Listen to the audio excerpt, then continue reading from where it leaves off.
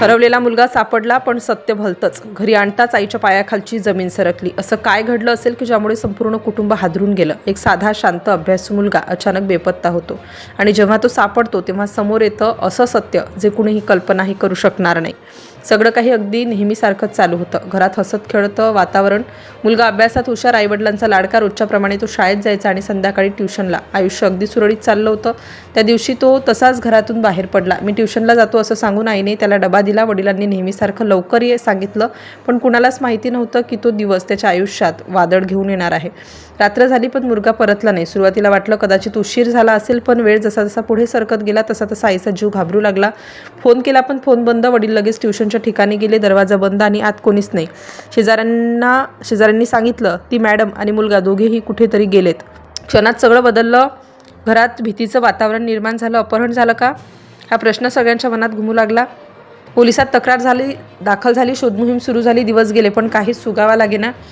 आई रात्रभर जागी राहायची, दरवाजा उघडाच ठेवून. दररोज एकच आशा, आज तो परत येईल. पण दरवाजा मात्र रिकामाच राहायचा. पोलिसांनी CCTV तपासायला सुरुवात केली. स्टेशन, रस्ते, बस स्टँड प्रत्येक ठिकाणी नजर ठेवली.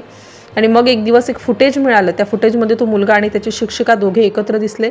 दोघेही ट्रेनमध्ये बसताना दिसले, शांतपणे, जणू काही ठरवूनच. आता सगळ्यांच्या मनात नवा प्रश्न निर्माण झाला, हे दोघे एकत्र का गेले असतील?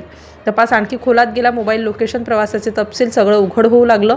ते दोघे एका शहरातून दुसऱ्या शहरात जात होते. कुणालाही संशय येऊ नये म्हणून वेगवेगळ्या नावांनी राहत होते. हॉटेलमध्ये स्वतःला बहीण भाऊ म्हणून दाखवत होते. सगळं इतकं प्लॅनिंग एका 13 वर्षाच्या मुलासाठी खूप मोठं होतं. 2 महिने असेच गेले. घरात निराशा, पोलिसांवर दबाव आणि समाजात चर्चा. शेवटी एक दिवस पोलिसांना माहिती मिळाली, दोघे परत येत आहेत. सीमेवर नाकाबंदी झाली. बस थांबवली गेली आणि दोघे सापडले. आईवडिलांचा आनंद गगनात मावेनासा झाला. आपला मुलगा परत आला. पण कुठेतरी एक भीती अजूनही मनात होती. हे सगळं नेमकं काय आहे? त्याला घरी आणलं गेलं. शेजारी, नातेवाईक सगळे जमले. प्रत्येक जण एक प्रश्न विचारत होता. पोलिसांनी चौकशी सुरू केली. सुरुवातीला सगळं शांत होतं, पण हळूहळू गोष्टी बदलू लागल्या. त्या शिक्षिकेने एक विधान केलं आणि सगळे थबकले.